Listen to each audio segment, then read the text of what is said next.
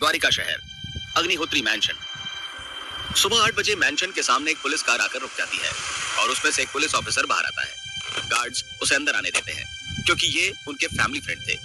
Officer आते ही दुष्यंत के कमरे की तरफ चला जाता है। दुष्यंत और रागिनी जो अपने ऑफिस जाने की तैयारी कर रहे थे, उस ऑफिसर को देखकर रुक जाते हैं और उससे पूछते हैं, क्या बात है दिनेश, आज आप सुबह सुबह यहाँ आ गए, सब ठीक तो है ना? ये सुनकर ऑफिसर बोला, कल शाम समुद्र के गहरे पानी वाले तट पर हमने एक लड़के को पानी में कूदते हुए देखा। जब हमने सीसीटीवी चेक किया तो पता चला वो आपका बेटा शौर्य था। क्या आपको पता है कि उसने ऐसा क्यों किया? ऑफिसर, ये क्या बकवास कर रहे हो? वो लड़का हमारा बेटा कैसे हो सकता है? दुष्यंत ने झल्ला कर कहा, लेकिन तुरंत उसे कुछ याद आया और वो चुप हो गया और रागिनी की ओर मुड़कर देखने लगा। तभी रागिनी बात को संभालते हुए बोली, ये क्या बात कर रहे हैं आप? हमारा कोई बेटा नहीं, वो एक नकारा और नालायक लड़का है जिसे हमने कल ही घर से निकाल दिया है। अगर उसने यहाँ से जाने के बाद सुसाइड किया तो हमें इससे क्या? रागिनी की बात सुनकर वो ऑफिसर तुरंत समझ गया कि मामला क्या है। उसने एक बार रागिनी को देखा और फिर दुष्यंत से कहा, मिस्टर दुष्यंत, मैं आपको और आपकी पत्नी को अपने बेटे के कत्ल के जुर्म में अंदर डाल सकता हूँ और मैं आपकी पोस्ट या पोजीशन से बिल्कुल नहीं डरता। जब दुष्यंत ने यह सुना तो वो सकपका गया और बोला, ऐसी बात नहीं है ऑफिसर, ये बात सच है कि हमने उसे घर से बाहर निकाल दिया है, पर उसकी सुसाइड से हमारा कोई लेना देना नहीं है। मैं अभी कमिश्नर को फोन करके ये बात एक्सप्लेन करता हूँ। दुष्यंत ने तुरंत फोन निकालकर कमिश्नर को कॉल किया और सारी बात एक्सप्लेन कर दी। कमिश्नर ने उस ऑफिसर को तुरंत वापस थाने बुला लिया। स्थान, पॉकेट डायमेंशन। माया शौर्य को जंगल के सकरे रास्ते से लेकर नदी के किनारे पहुंची। उसके बाद उसने शौर्य को उस नदी में जाकर डुबकी लगाने को कहा। शौर्य ने भी उसके कहे अनुसार नदी में छलांग लगाकर डुबकी लगा दी। लेकिन जब वो तुरंत बाहर आने वाला था तो माया ने उसे पानी के अंदर ही रहने को कहा। पहले शौर्य को यह बात अजीब लगी, लेकिन कुछ समय बाद उसके शरीर से काली गंदगी मैल की तरह निकलने लगी। उसकी आंखें अधिक स्पष्ट देख पा रही थी। उसके शरीर के पुराने घाव के निशान मिट गए। उसके सफेद बाल काले होने लगे और उसकी ऊंचाई बढ़ने लगी। उसका ढीला ढाला शरीर अब पहले से अधिक ताकतवर बन गया था, मानो उसका पुनर्जन्म हुआ हो। लगभग आधे घंटे तक शौर्य उस बहते पानी में बैठा रहा, फिर उठकर वहां से बाहर निकल आया। तभी माया ने उसे उस पानी को पीने के लिए कहा। शौर्य ने भी उस पानी को बिना सोचे समझे पीना शुरू कर दिया। उसे ऐसा करते वक्त हर घूंट के साथ अधिक शक्तिशाली ऊर्जा का संचार उसके शरीर में होते हुए महसूस हो रहा था।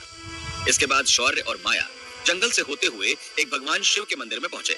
इस मंदिर की रचना हेमाडपंथी शैली से बनाई थी और मंदिर के गर्भगृह में एक बड़ा सा शिवलिंग था और इस शिवलिंग के चारों ओर पानी था। गर्भगृह पूरी तरह से ठंडा था, लेकिन शिवलिंग का तापमान बहुत ज्यादा था, मानो वो आग को उत्सर्जित कर रहा हो। गर्भगृह की दाईं ओर और बाईं ओर कमरा था और मंदिर के मंडप में विशालकाय नंदी की मूर्ति थी। ये मूर्ति किसी भी तरह से बनाई हुई नहीं थी, वो मानो नैसर्गिक रूप से प्रकट हुई हो। उसकी रचना पूरी तरह से असली और जीवंत लग रही थी। जब शौर्य इस मंदिर में आया तो उसने पहले नंदी के कान में बीज मंत्र बोला, फिर वो शिवलिंग के दर्शन हेतु गर्भगृह में गया और बैठकर हाथों की मुद्रा बनाकर शिवलिंग को प्रणाम किया। दूर खड़ी माया ये ध्यान से देख रही थी। शौर्य को ये सब उसकी दादी ने सिखाया था।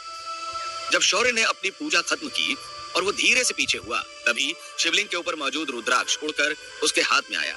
ये रुद्राक्ष सुनहरी रोशनी से चमक रहा था। तभी माया ने उसे आगे कुछ करने से रोका और बोली, स्वामी, इस रुद्राक्ष को धारण करने से पहले आपको उस कमरे में जाकर वहां की विरासत लेनी चाहिए।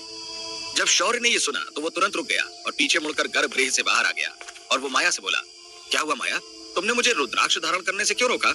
स्वामी, असल में इस रुद्राक्ष को धारण करने से पहले आपको उस कमरे में जाकर कृत्रिम आत्मा को जगाना होगा, क्योंकि उस आत्मा के बिना आप उस विरासत को प्राप्त नहीं कर पाएंगे।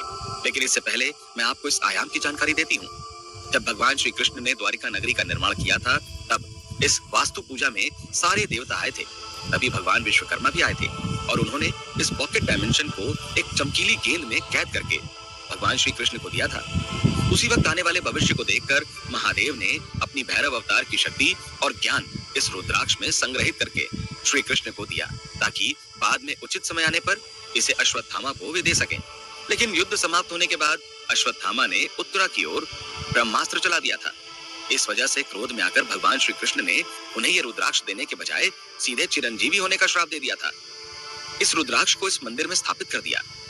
इसके बाद उन्होंने सांब को इसे प्राप्त करने की परीक्षा देने के लिए कहा, लेकिन वो उसमें असफल हुआ। उसके बाद पॉकेट डायमेंशन द्वारिका के साथ यहाँ डूब गया।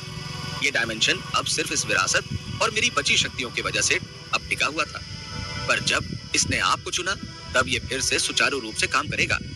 कुछ समय रुकने के बाद माया दोबारा बोलने लगी, अब आप उस कमरे में जाकर उस कृत्रिम आत्मा को ले आइए, पर उसे पाने से पहले आपको एक परीक्षा देनी होगी और खुद को साबित करना होगा कि आप इसके लायक हो।